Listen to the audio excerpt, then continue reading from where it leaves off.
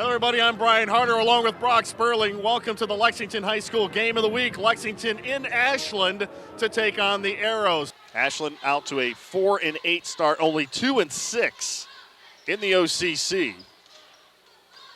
Now they'll shift and go to a zone. Avery for three. And you can't leave him open. They flattened a 3-2 zone, and Avery took advantage of it. And he puts Lexington up by 6. Most of Ashland's starters are out of the lineup as well, so a very young group on the floor for the Arrows. Greg Galloway, the sophomore, thought about the three. Fairhurst being hounded by Gross. Inside they go. They get it to Blake Delaney. So it's Fairhurst, Carper, Galloway, Delaney, and Zach Bernhard on the floor for Ashland. That's their original starting five. You look at Lexington, Augustine's the only starter out there. Lexington showing its depth and getting experience, and Fairhurst shoots it up and knocks it down. It ties the ball game at 14. 5.5 minutes to go in the first half. We've got a brand new ball game. Talk about youth. Colin Michael, only a sophomore. 6'4", and he has shown flashes this year of being a very solid post presence. Fairhurst with a strong drive inside, lays it up with the right hand, and Ashland regains the lead. We may not see Grant Weaver doing as much substituting here in the second half.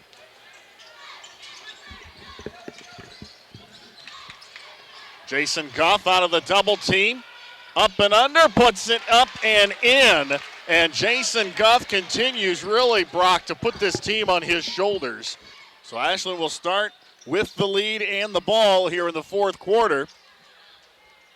And as you mentioned, Lexington back with all of their starters to begin the final period. Guth and Michael on the floor with three personals. Fairhurst with another long three, and he drills it. This is a game, again, we talk about the OCC standings as Augustine launches a three and nails it. This is a game that Lexington cannot afford to lose. Nope. Especially with still having to play Worcester for a second time, at Mansfield Senior and Orville. Carper puts up a laner, but time going to be a factor here pretty soon. Lexington can't afford to have any empty possessions at this point. Nice look inside to Colin Michael, the sophomore, by Courtney Avery. So Lexington down by 2. They're looking inside, trying to get the ball to Michael. Augustine back to Avery. Now they find Michael, who's pushed out to the short corner. Avery off the high screen. And he drops a three and gives Lex a 1-point lead. So here come the Arrows, down by 1, 42-41, 11.4 seconds to go. Galloway will throw the inbounds pass.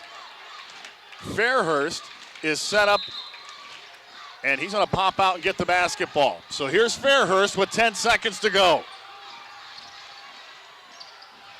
5 seconds. 1 second, and he gets off an off-balance shot that doesn't go, and Lexington escapes with a 1-point win. I'll tell you what, when you got a player like Courtney Avery who struggled, from the floor himself, he stepped up and nailed a big three late in the game, and it really kind of pushed you guys over the edge. Oh, there's no question about it. Courtney takes the ball in his own hands a lot of times, and I think he's done a lot better job this year picking and choosing his shots. I know that he wants the ball in his hands, and we definitely want it in his hands too, because it's hard to stop him when he's on, and then also when he's penetrating, he's going to find the open guy, and if they can catch it and finish, it makes him pretty deadly. So, for him to step up and hit that three, put us back in a place where we can contend and take control of the game, then was a huge factor for us. Well, that's going to wrap things up here from Ashland. Lexington improves to 12-3 overall, and they'll take on West Holmes tomorrow night. From Ashland, I'm Brian Harder. So long.